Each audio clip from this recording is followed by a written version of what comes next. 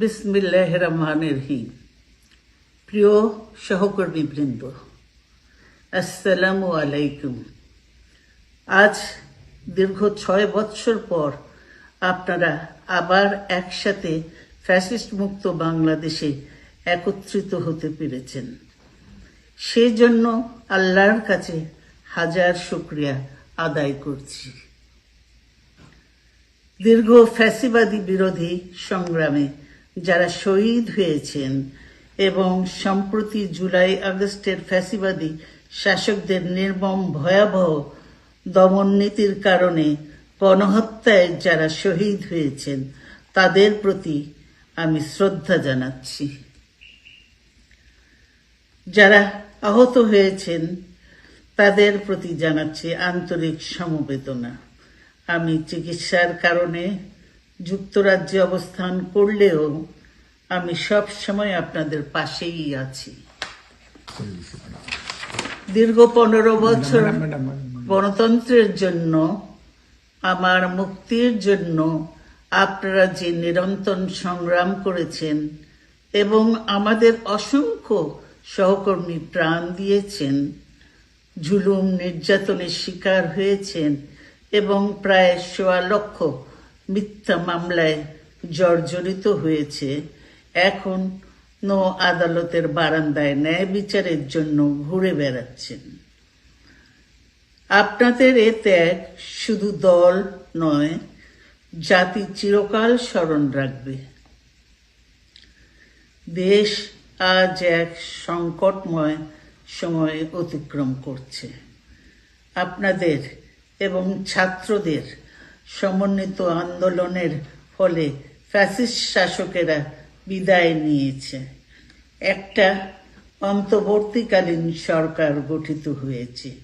তাদের কাছে জনগণের প্রত্যাশা, রাষ্ট্র মেরামতের ন্যূনতম সংস্কার দ্রুত সম্পন্ন করে গণতান্ত্রিক ব্যবস্থায় ফিরে যাওয়ার জন্য সকলের কাছে গ্রহণযোগ্য একটি নির্বাচন অনুষ্ঠান সম্পন্ন করা।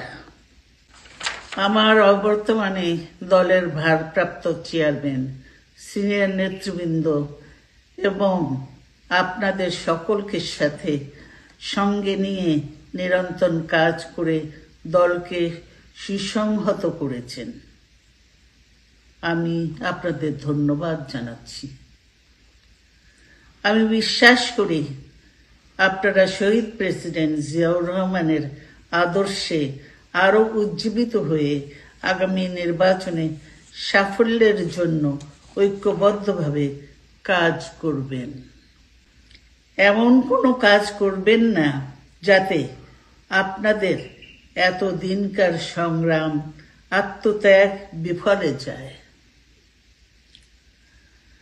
আমাদের সব সময় শহীদ প্রেসিডেন্ট জিয়াউর রহমানের সেই উক্তি মনে রাখা দরকার, ব্যক্তির চেয়ে দল বড়, দলের চেয়ে দেশ। বাংলাদেশের সর্বস্তরের মানুষ, বিশেষ করে তরুণ সমাজ আজ এক ইতিবাচক গণতান্ত্রিক পরিবর্তনের জন্য উন্মুখ হয়ে আছে। ক্ষুদ্র ক্ষুদ্র সংকীর্ণতা ভুলে দেশ ও জাতির বৃহত্তর স্বার্থে আমাদের কাজ করতে হবে। এখনো ফ্যাসিস্টদের দোসররা এবং বাংলাদেশের শত্রুরা গণ অভ্যুত্থানের মাধ্যমে প্রাপ্ত অর্জনকে নস্যাৎ করার জন্য গভীর চক্রান্তে লিপ্ত রয়েছে। ইস্পাত কঠিন ঐক্যের মাধ্যমে জনগণকে সঙ্গে নিয়ে এবং চক্রান্তকে ব্যর্থ করে দিতে হবে। গণতান্ত্রিক বাংলাদেশ বিনির্মাণের জন্য আমাদের সকলকে একযোগে কাজ করতে হবে। আসুন আমরা আগামী দিনগুলোতে শহীদ জিয়াউর রহমানের স্বপ্নের আধুনিক, সমৃদ্ধ ও গণতান্ত্রিক বাংলাদেশ বিনির্মাণের জন্য আমাদের সর্বশক্তি নিয়োগ করি এবং এত ত্যাগের বিনিময়ে প্রাপ্ত এ অর্জনকে সুসংগত এবং ঐক্যকে আরো বেগবান করি।